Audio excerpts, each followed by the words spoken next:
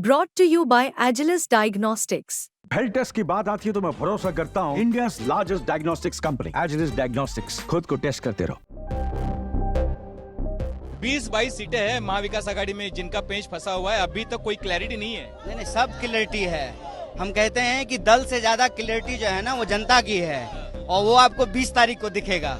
एकदम क्लियरिटी है। आप किसी भी इंसान से बात कर लीजिए, वो एक ही बात कहेगा, ये मराठा मनुष्य की अस्मिता का सवाल है। आप कन्हैया भी हमारे साथ है। भारत जोड़ो के बाद हम पहली बार मिल रहे हैं, तो कन्हैया जी, यहाँ पे जो नारा दिया गया है बीजेपी की तरफ से, बटेंगे तो कटेंगे, एक तरीके से एक हिंदू कंसोलिडेशन की बात चल रही है अभी। नहीं, ठीक बात है, बिल्कुल ठीक कहा है। बटेगा एयरपोर्ट, बटेगा सीमेंट की फैक्ट्रियां, बटेगी रेलवे, बटेगा तेल, बटेगा भेल, बटेगा गैस, तो बटेगा और कटेगा क्या? आम लोगों की जेब। जो सिलेंडर 450 रुपए में मिलता था, आज 1100 रुपए में मिल रहा है। जो तेल 100 रुपए में मिलता था, 200 रुपए मिल रहा था। जो पेट्रोल 50 रुपए का मिल रहा था, 100 रुपए का मिल रहा है। तो भाजपा बिल्कुल ठीक कह रही है, लेकिन ये नारा नहीं है, ये चेतावनी है। और इस चेतावनी को महाराष्ट्र के लोगों को चुनौती की तरह लेना चाहिए। चुनौती ये है कि जैसे अंग्रेज देश को लूट करके सारा माल जो है ब्रिटेन ले जाते थे, वैसे ही भाजपा के जो दोस्त हैं वो महाराष्ट्र का सारा माल लूट करके अपने तिजोरी में ले जाएंगे। तो ये लड़ाई जो है गद्दार और वफादार के बीच में है। सारे गद्दार उधर हैं, जो एनसीपी के साथ गद्दारी की, जो शिवसेना के साथ गद्दारी की, जो कांग्रेस के साथ गद्दारी किया, वो सब उधर हैं। और मैं कहता हूँ, एक बात बताइए, अगर बीजेपी को शिवसेना का सीएम ही चाहिए था तो उद्धव साहब क्यों नहीं? उद्धव साहब में क्या दिक्कत है? फडणवीस जी चीफ मिनिस्टर थे, डिप्टी सीएम है शिंदे साहब के अंडर, लेकिन उद्धव साहब सीएम नहीं चाहिए। क्यों? क्योंकि यहाँ का धारावी लूटना है, यहाँ का साइन कोलीवारा लूटना है, यहाँ का नासिक लूटना है, पुणे लूटना है, यहाँ का जो है ठाणे लूटना है, नवी मुंबई लूटना है। ये बात महाराष्ट्र के लोगों को समझना पड़ेगा। लेकिन ऐसा है ना कि जब अब नामांकन पत्र दाखिल करने में 2.5 घंटे बचे, फिर भी अभी 20-22 सीटें हैं महाविकास आघाड़ी में जिनका पेंच फंसा हुआ है, अभी तक कोई क्लैरिटी नहीं है। नहीं, सब क्लियरिटी है। हम कहते हैं कि दल से ज्यादा क्लियरिटी जो है ना वो जनता की है, और वो आपको 20 तारीख को दिखेगा। एकदम क्लियरिटी है। आप किसी भी इंसान से बात कर लीजिए, वो एक ही बात कहेगा, ये मराठा मनुष्य की अस्मिता का सवाल है।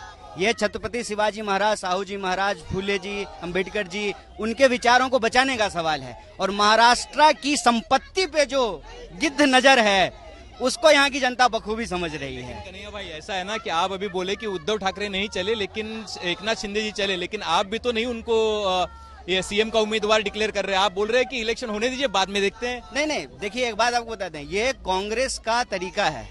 कांग्रेस हमेशा जो है सीएम का चुनाव जो है वो परिणाम आने के बाद। एक बात बताइए, बच्चा हुआ नहीं है नाम रख दें, ये कौन सी बात है? ये तो वही बात हो गई ना। ये तय है, उनके लीडरशिप में ही चुनाव हो रहा है। शरद पवार साहब के लीडरशिप में चुनाव हो रहा है, नाना भाऊ पटोले के लीडरशिप में चुनाव हो रहा है, और एमबीए एकजुट है, क्योंकि महाराष्ट्र की जनता एकजुट है। क्या आपका इस अणुशक्ति नगर के लिए एक विजन है कि जो आप, क्योंकि एक कद्दावर नेता की बेटी आपके सामने लड़ रही है? देखिए, मैं सबसे पहले ये कहता हूँ, जब लोग कहते हैं कद्दावर नेता, तो ये राजशाही नहीं है, ये बाबा साहब अम्बेडकर के संविधान का लोकतंत्र है। यहाँ राजा का बेटा राजा नहीं बनता है। यहाँ पर जिसको जनता अपने मताधिकार से चुनती है वो नेता बनता है। मैं साफ साफ कहना चाहता हूँ कि आप, पहला मुद्दा ये है कि आप उन ताकतों के साथ हैं, आप उन ताकतों के साथ हैं जो छत्रपति शिवाजी महाराज की अस्मिता के साथ खिलवाड़ कर रहे हैं। आप बीजेपी के साथ हैं। आप खुल के बोलिए ना कि आप किसके साथ अलायंस में हैं, और आप बाबा साहब अम्बेडकर के संविधान की धज्जियां उड़ा रहे हैं। मुद्दों की बात यह है साहब, राइट टू लाइफ एक फंडामेंटल राइट है, और राइट टू वाटर उससे जुड़ा हुआ है। आज भी हमारी विधानसभा में लोगों को पीने का पानी मैसर नहीं है। ये 10 साल विधायक रहे, और उसके बाद भी पानी के लिए लोग अपने मेरी माएँ और मेरी बहनें सर पे अपने टाकी रख के भारत नगर में पहाड़ी पे चढ़ती हैं। तो ये तो हालत है।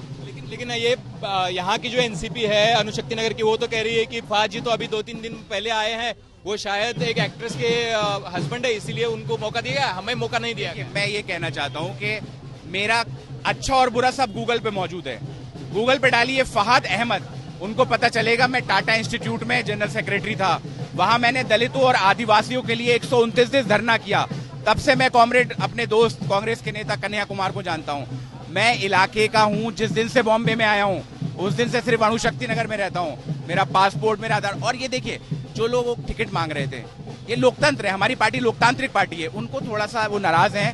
मेरी पार्टी लीडरशिप से बात हुई है, पार्टी लीडरशिप सबको मना लेगी, 2-3 दिन में आपको सब साथ में नजर आएंगे, कोई दिक्कत की बात नहीं। और हाँ, मुझे एक बात का अफसोस है कि सना मलिक जी महिला हैं और उन्होंने ये बोला कि वो एक अभिनेत्री के पति हैं। मैं तो चाहता हूं ना, पूरे देश के अंदर पत्नी अपने पति के नाम से जानी जाती हैं, तो अगर क्या बुरा है अगर एक व्यक्ति जो है, और मेरी अपनी पहचान है, लेकिन हकीकत बात यह है कि जिसकी पर्सनालिटी बड़ी होती, जहां कन्हैया और मैं खड़ा हूंगा तो मीडिया कन्हैया से बात करेगी, तो क्या ये गलत है? नहीं, इसका संघर्ष ज्यादा है।